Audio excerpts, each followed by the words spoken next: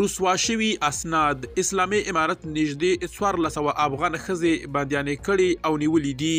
درنو لیدونکو ستړي مه شئ.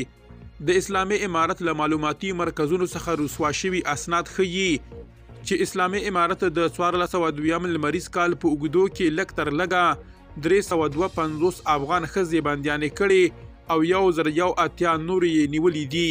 د دغو اسنادو له مخې لسګونه بهرني وګړي چې شپږ یې ښځې دي هم د اسلامي امارت په زندانونو کې ساتل کیږي. دغه اسناد چې د اسلامي امارت د واکمنۍ د بېلابېلو وزارتونو او خپلواکو ادارو معلومات رانغاړي په یوې نوې ویبپاڼه طالب لیکس کې خپاره شوي دي. د رسوا شوو معلوماتو یوه برخه د افغانستان د زندانونو خپلواکې ادارې پورې اړه لري چې د مرکزي او ولایتي زندانونو معلومات پکې ګډ دي. د دغو معلوماتو له مخې د اسلامي امارت تر واک لاندې زندانونو او بندخونو کې د بندیانو او نیول شوو کسانو شمیر 18,000 کسانو ته رسیږي چې 14,509 نارینه او له 1404 ډېرې ښځې دي. د بهرنیو وګړو له ډلې 11 نارینه زنداني شوي. په همدې مهال کې 2 بهرنۍ ښځې بندیانې شوي او 4 نورې بیا نیول شوي دي. د رسوا شوو معلوماتو له مخې د بندیانو تر ټولو لوړ شمیر په کابل، هرات او سمنګانو کې ثبت شوی. د هرات په زندان کې 96، په کابل کې 70 او په سمنګانو کې بیا 14 ښځې بندیانې شوي دي.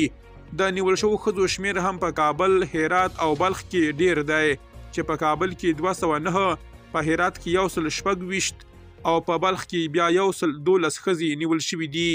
په پروان کې 19 بندیانې او 25 نیول شوي. په سریپول کې 18 بندیانې او 19 نیول شوي. په جوزجان کې 18 بندیانې او 55 نیول شوي. په کندهار کې 14 بندیانې او 45 نیول شوي. په تخار کې 15 نیول شوي. په فراه کې 19 بندیانې، په غزني کې 14 بندیانې او 14 نیول شوي او په خوست کې بیا 26 ښځې نیول شوي دي. په خپرو شوو اسنادو کې د نیول شوو کسانو د پیژند په اړه معلومات نه دي ورکړل شوي.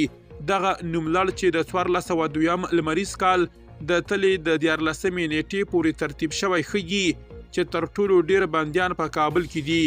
د ترخیب له زندان کې 1402 نارینه بندیان دي او د کابل په څارخونو کې 1819 کسان ثبت شوي دي.